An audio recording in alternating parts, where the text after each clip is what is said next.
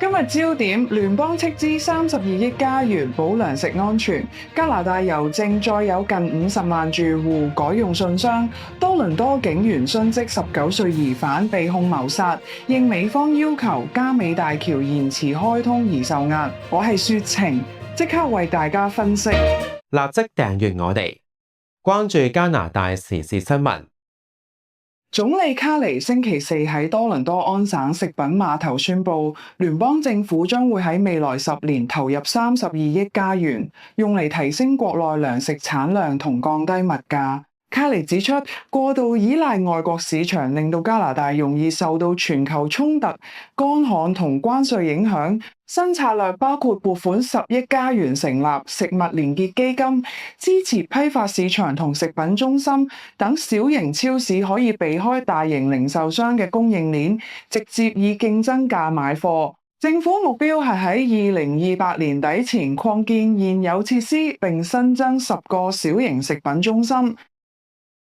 雪晴觀點，長遠投資固然重要，但面對即時通脹，基層市民更關心超市物價幾時真正回落。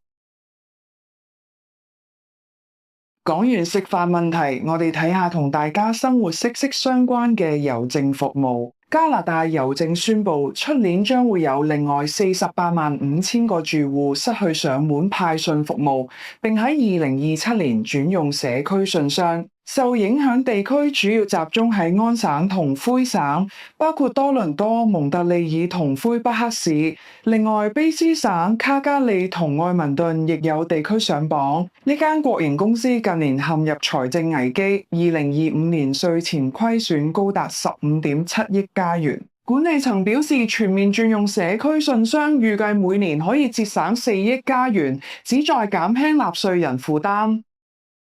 雪晴觀點，取消上門派信係開源節流嘅無奈之舉，但對行動不便嘅長者嚟講，攞信將會變成體力挑戰。提到政府機構嘅行政效率，溫尼伯呢位女士嘅經歷真係令人啼笑皆非。溫尼伯一名領取殘疾津貼嘅女子 Dumbia 最近收到 Service Canada 嘅信件，指佢領取嘅津貼超額發放，要求佢償還20仙，即係2毫子加元。信中甚至威脅，如果唔喺2026年3月前找清，會喺佢每月津貼扣除25%。Dumbia 覺得件事極之荒謬，指出寄信嘅郵費同行政成本遠超呢2毫子。事實上，過去2年有數千名國民收到類似嘅追債信。雪晴觀點，呢種逐字式嘅行政官僚，除咗浪費公帑同擾民之外，完全睇唔到對庫房有乜實質幫助。跟住落嚟呢條係令人心痛嘅消息，多倫多發生警員殉職事件。多倫多西北部星期四清晨發生槍戰，43歲嘅資深警員 Piney Zotto 喺執行搜查令期間中槍殉職。當時警方正調查一宗同3月美國領事館槍擊案有關嘅案件。19歲疑犯 Bennett 喺公寓內開槍擊中警員，隨後被另一名警員開槍擊傷，目前情況危殆，並被控以1級謀殺罪。殉職警員 Piney Zotto 服務警隊18年，過去5年係緊急特遣隊成員。多倫多警察總長 Dan Kill 喺醫院外含淚致哀，形容佢係英雄。雪晴觀點，一宗搜查令演變成奪命槍戰，再次敲響多倫多槍械暴力同執法人員安全嘅警鐘。睇完治安問題，我哋轉去睇下卑詩省嘅樓市表現。卑詩省地產協會數據顯示，5月份全省房屋銷量唔夠6800個單位，比2025年同期下跌2%。平均住宅售價亦都跌至接近946000加元，跌幅大約1.4%。協會首席經濟師 Ormondson 指出，按揭利率上升，加上勞動力市場疲弱，令買家卻步。今年以嚟，全省住宅銷售總額下跌8%，跌至251億加元。有專家指，溫哥華地區嘅成交量已經跌至25年嚟嘅低位。說情觀點，高利率環境持續，買賣雙方陷入拉鋸，卑詩省樓市嘅復甦之路睇嚟仲有一段長路要行。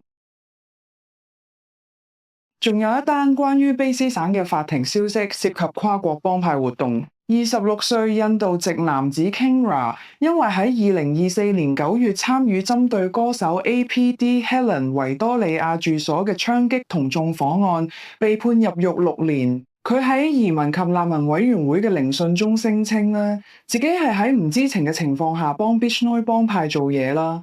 而家幫派懷疑佢同警方合作，威脅要殺死佢同佢喺印度嘅家人啊。Kingra 正面臨被遣返印度，佢表示如果返去必死無疑。Bishnoi 幫派早前曾經向警方宣稱喺加拿大有上千名成員隨時待命。說情觀點，外國勢力同幫派滲透加拿大社區，呢類跨境罪案正挑戰緊加國嘅移民同安全防線。講完安全議題，我哋睇下加美邊境一項大型基建嘅最新進展。總理卡尼星期四證實，原定星期5舉行嘅哥迪考國際大橋剪彩儀式已經取消，原因係應美國政府要求，需要時間處理一啲技術問題。雖然呢條連接溫莎同底特律嘅大橋係由加拿大全資興建，但白宮消息指美國總統特朗普對大橋嘅立場冇變，早前更威脅要喺美國獲得補償之前阻礙開通。卡尼強調，為咗一條服務幾十年嘅大橋，延遲幾個星期處理問題係值得嘅。說情觀點，大橋由加方出錢，開唔開竟然要睇美方面色，反映出加美貿易關係入邊嘅不對等現狀。翻嚟多倫多，安省政府一項基建撥款引起咗唔少爭議。旅遊廳長 Stan Cho 宣布，省府以撥款2億加元委託 Pomelo 公司興建安省遊樂園嘅5層高停車場。呢個停車場將會提供3500個車位同680個電動車充電站，預計每年可以帶嚟6000萬加元收入。省長之前表示停車場會融入周邊景觀，但批評者質疑係為咗配合歐洲公司 Fermi 興建水上樂園嘅合約義務。審計長亦都發現政府係為咗平息公眾對科學館搬遷嘅疑慮，先提出將車位設喺地底。說情觀點，用2億公帑為私人水上樂園項目埋單起車位，難怪會被質疑係利益輸送。喺經濟轉型期間，加拿大老牌家私廠亦都面臨易手命運。總部位於溫尼伯嘅 Palliser 家具公司喺今年5月被中國江蘇嘅 Motomotion 家私收購。諷刺嘅係 Palliser 喺幾個月前先向聯邦政府投訴，指加拿大冇足夠措施保護本土工業免受亞洲不公平貿易競爭。Palliser 近年陷入財困，2025年曾獲曼省政府提供1500萬加元貸款擔保，但隨後因為裁員被指違反協議。新東主 Motomotion 係 Palliser 嘅長期供應商，喺中國、越南同柬埔寨擁有7000名員工。說情觀點，一邊投訴不公平競爭，一邊賣盤俾競爭對手，呢個係加國製造業步向式微嘅真實寫照。最後呢條消息關乎即將喺多倫多同溫哥華舉行嘅世界盃賽事。2026年世界盃星期四喺墨西哥揭幕，多倫多同溫哥華亦即將迎來賽事。由於預計有超過650萬球迷穿梭加美墨三國，公共衛生官員正嚴陣以待。多倫多衛生官員 Murty 表示，市府正加強監測球場、球迷區同訓練設施嘅污水，重點篩查麻疹、諾如病毒同埋最近喺郵輪爆發嘅漢坦病毒。污水監測可以喺病人求醫前提供早期預警，防止麻疹或伊波拉等病毒喺大規模人群聚集期間迅速擴散。說情觀點，大型盛事往往伴隨公共衛生風險，污水監測係保障市民安全嘅隱形防線。以上就係今日嘅說情加拿大粵語新聞，多謝收睇，下次再見。